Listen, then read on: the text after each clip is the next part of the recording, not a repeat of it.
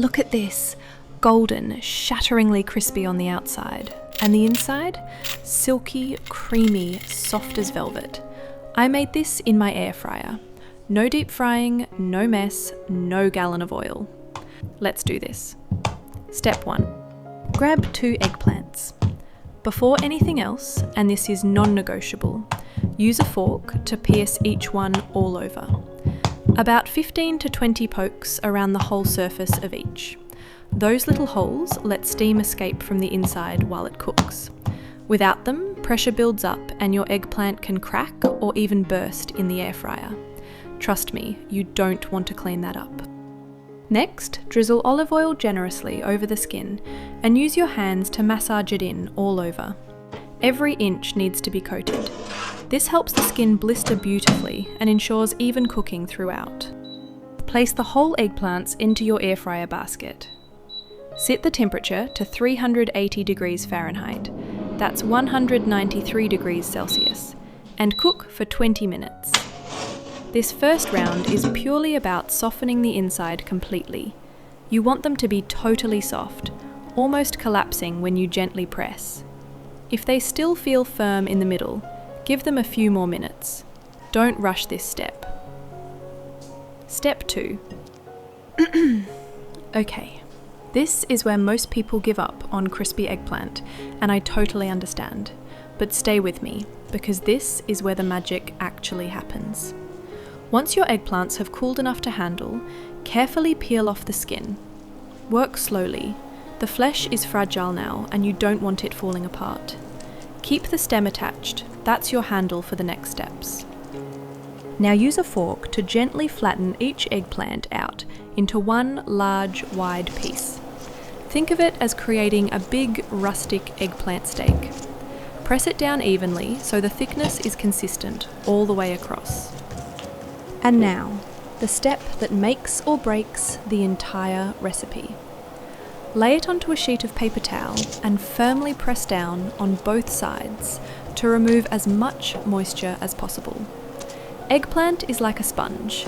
It holds an enormous amount of water, and if you skip this, all that moisture steams up under your breading and makes it go soft and soggy. Step 3.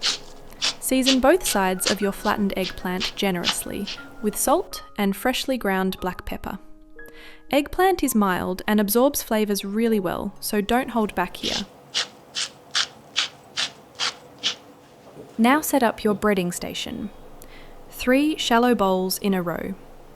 Bowl 1, all-purpose flour. Bowl 2, 2 large eggs beaten well. Bowl 3, this is the star. Breadcrumbs mixed with 3 tablespoons of shredded mozzarella, a good pinch of garlic powder, and half of your fresh chopped parsley.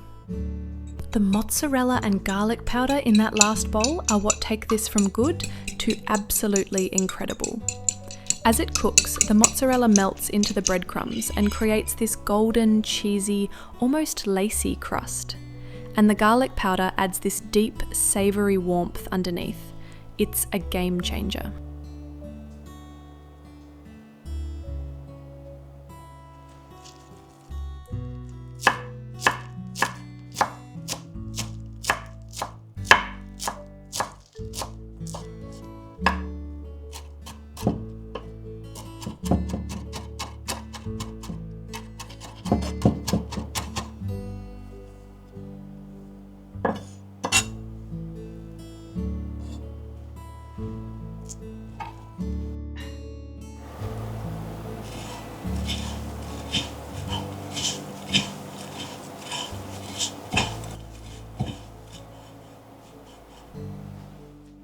Hold the eggplant by the stem, your handle, and dredge it through the flour first.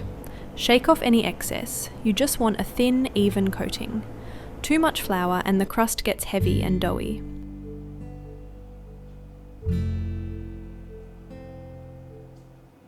Next, dip it completely into the beaten egg. Let it drip for just a second, then immediately press it firmly into the breadcrumb mixture. Really pack that coating on, top, bottom, edges. The more it clings, the crispier your result.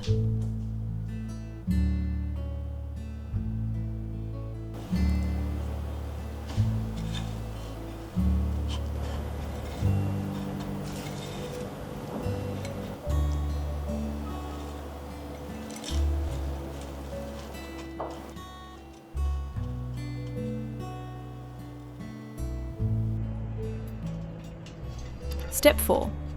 Spray both sides of your breaded eggplant generously with cooking oil spray. I use a blend of olive oil and sunflower oil. This is what creates that deep golden colour and satisfying crunch on the outside.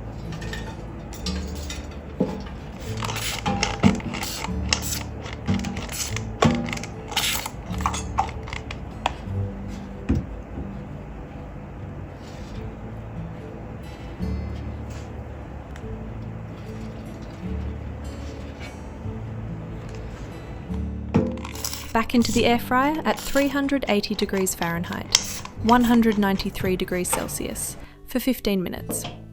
And here's an important detail. At the halfway point, around 7 to 8 minutes in, open the basket and carefully flip the eggplant over. This ensures both sides get that gorgeous golden colour. I'm not gonna lie, the moment you open that air fryer and the smell hits you, oh man, that combination of toasted breadcrumbs, melted mozzarella and herbs, it's the kind of smell that makes everyone in the house suddenly appear in the kitchen.